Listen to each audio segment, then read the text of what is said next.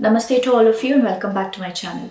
This is ANVI and today we'll talk about a film that is creating quite a stir across the nation and also across the world, the Kashmir Files.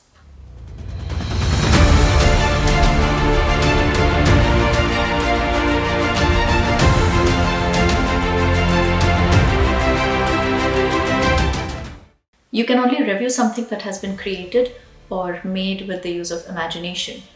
But here, the film shows the actual incidents, the true horrors of what a community went through in Kashmir. So in my personal opinion, to call it a review would be to downplay their emotions and to disrespect it, which is why I refuse to call it as a review. But these are a few of my thoughts that went through my head and my heart after I watched the movie. This film portrays a lot of uncomfortable truths which people don't want to talk about, people don't want to show, people don't want to see.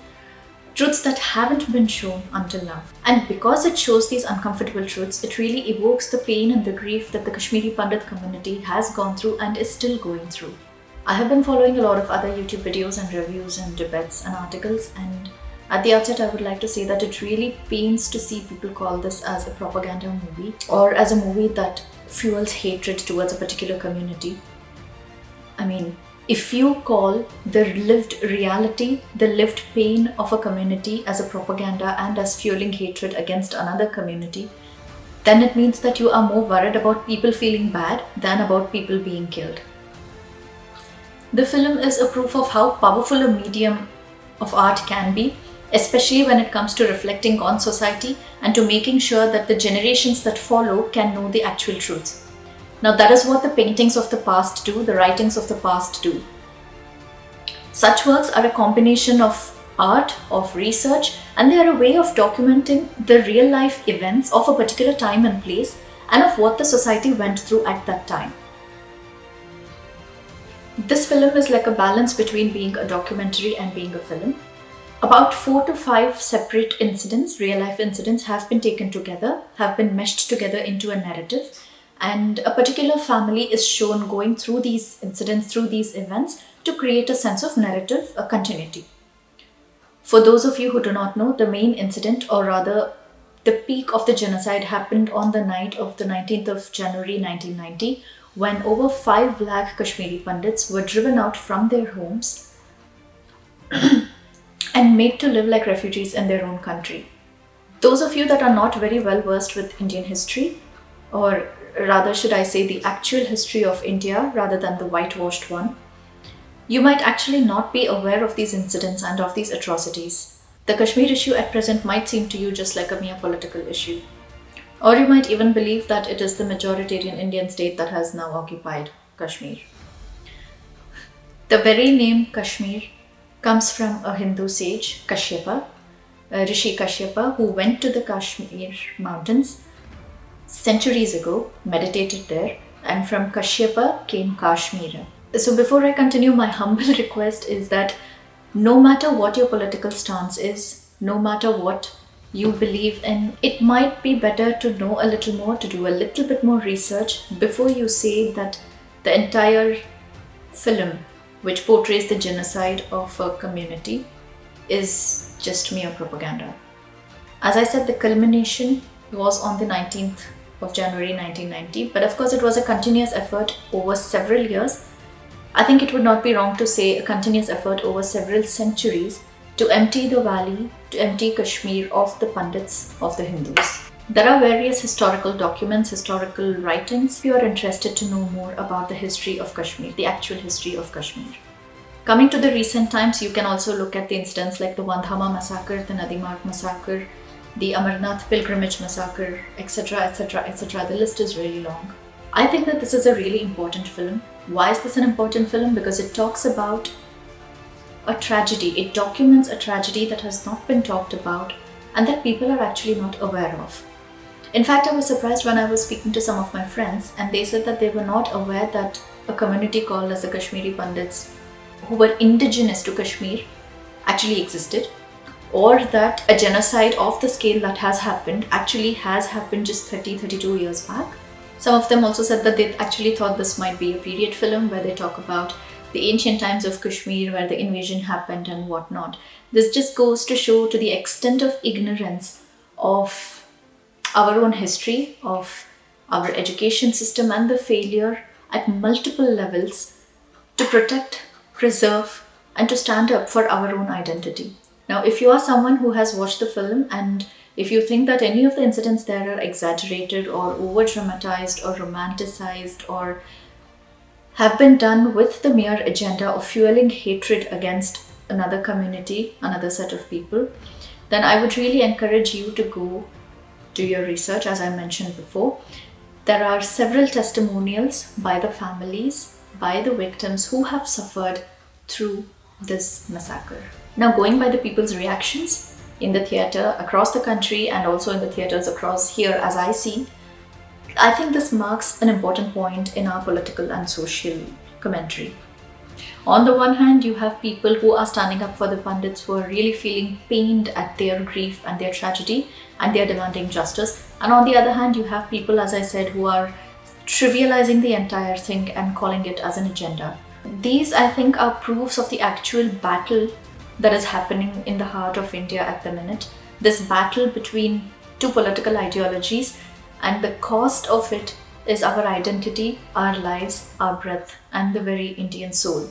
If we cannot forget our political stances and come together to mourn the death, the tragedy, and the massacre of a community, I really don't know for what else we can all come together as human beings. If proving something wrong becomes more important than the actual atrocities that have been lived by lakhs of Pandits, then I don't know what our definition of justice has become. Now, if you are someone that questions why this past needs to be raked up again and again, it needs to be raked up because it has never been talked about before. So it is not about raking it up again and again. This is the first time that it has happened on this mass level. It is as important to talk about this massacre as it is to talk about the Jewish Holocaust or the abhorrent slave trade practice that happened centuries ago, or to talk about any other tragedy that has happened to any community in the world. I don't understand the reasoning behind why this should not be spoken about. Are they not human enough to at least be acknowledged that this has happened to them and that they have gone through this horrible time and that they do deserve justice as well? If we can harp on and on about humanity and secularism and freedom of expression, but we deny it when it is not convenient to us, or when the narrative or the truth is not convenient to us and it is uncomfortable for us, then you know where the actual problem lies. One of the most abhorrent forms of victim blaming is what I saw when people were trying to somehow or the other twist and turn and justify the genocide that happened to the Kashmiri Pandits. In terms of technicality and the craft of filmmaking itself, the performances that stood out personally for me were Anupam Kher, Pallavi Joshi, and Chinmay Mandlekar. I think all the three of them were absolutely brilliant in the roles that they portrayed. Many of the imageries were powerful, although disturbing, obviously because it does show the true stories. And that was one question that I had in mind when I left the theatre, that if just watching something dramatized on screen can be this disturbing to the viewer, imagine the pain that the people who actually lived through them must have gone through, and most of them, their families, still go through.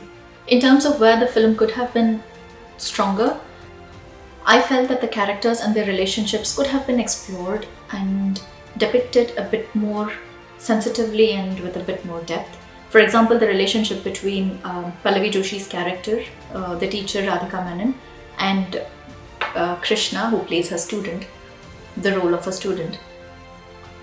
It really doesn't become clear as to why their relationship is the way it is, as to why she is so sure of backing him as he stands up for his elections. I think that the nuances could have been explained much more. The same with the relationship of the four friends who meet after 30 years or so. I personally felt that it could have been done a bit more delicately. Not every single conversation that they had needed to be about the genocide or about politics or about anything else to do rather than just simple day-to-day life. I think that would have made it much more grounded and much more softer. I felt that the ending of the film was really powerful. I know a lot of others also have said this, that There is pin drop silence in the theatre when the film is over and everybody is leaving. The entire narrative over the film switches between the past and the present. The past, which is 30 years back, and the present, where I don't want to give away the plot of the film because I really do want everybody to go watch this. The present in the sense where the grandson of one of the main characters recognizes the truth of what has happened, the revelation of it. Now, in the ending, there was a wonderful moment of the present where Krishna, who realizes of what the truth is that happened with his parents 30 years back, and then soon after that there is a very powerful reenactment of the Nadi Marg massacre, which I was mentioning about before.